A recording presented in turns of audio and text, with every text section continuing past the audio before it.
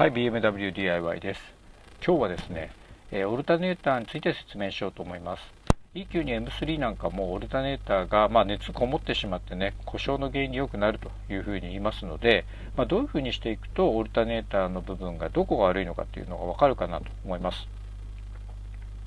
で、構造ですけれども、いろんなところで書いてますけれども、簡単に言うとですね、レギュレータースリップリングを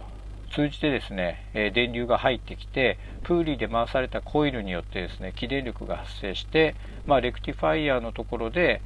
交流が発生したものを整流化して、直流の電流、電圧を得るというふうな仕組みになっています。ですので、ここに書いている赤い丸の部分あたりがですね、よく故障するポイントだというふうに言われています。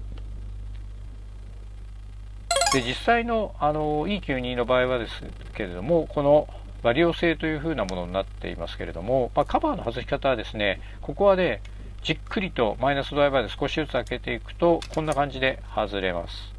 はい。で、外れるとですね、見えてわかると思うんですけれども、レクティファイヤーの部分が黄色、レギュレーターの部分が青になってますけれども、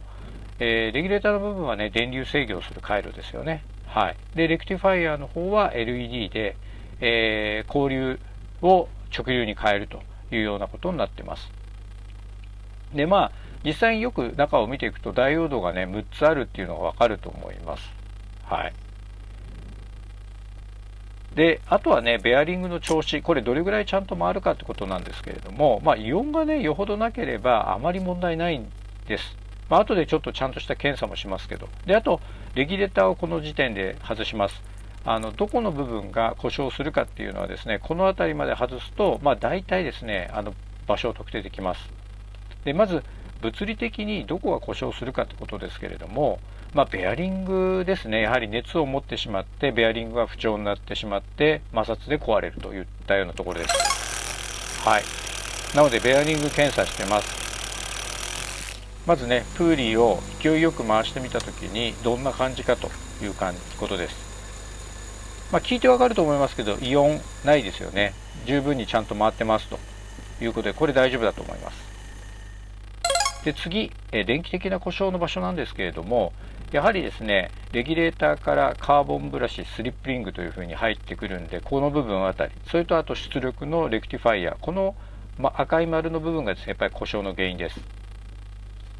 で、まずカーボンブラシの検査ですけど、見ていて分かりますけれども、十分にカーボンブラシ残ってますということで、ここは交換するポイントじゃないなということです。ただですね、一応交換するときはこのカーボンブラシカバーっていうのを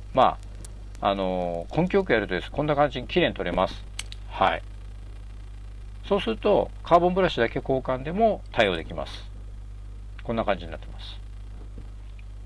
今回必要ないですけどね。で、あとスリップリングに関してはですね、摩耗がほとんどなかったので、簡単にきれいにするだけです。ヤスリがけします。こんな感じで、回した後ですね、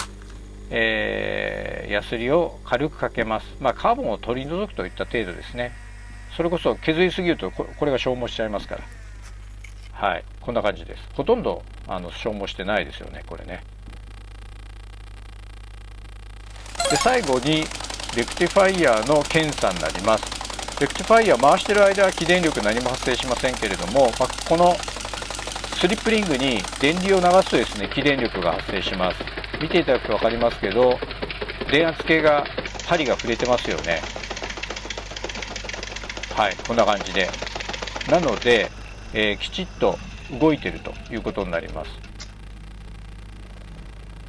で、実際ですね、LED の整流効果も見たところ、同じように正常でした。なので、今回の場合はですね、レギュレーターが故障ということです。入力に対する電流、電圧の部分がですね、きちっと制御できてない感じでした。これ入力入れてもですね、全然電圧かかんないんですね。ということで、今回はレギュレーターということになります。ということで、将来的にはですね、このレギュレーター部品取り寄せて、交換してですね、直したいと思います。はい。こんな感じでした。オルタネーターっていうのは、実はですね、部品が出ていまして、交換しようと思えば交換できます。ですので、意外とね、高額な部品になりますけれども、頑丈な部品でもありますので、参考になればなと思います。もしコンテンツよかったらいいねボタン、あとですね、もしよろしければチャンネル登録の方よろしくお願いします。今日はどうもありがとうございました。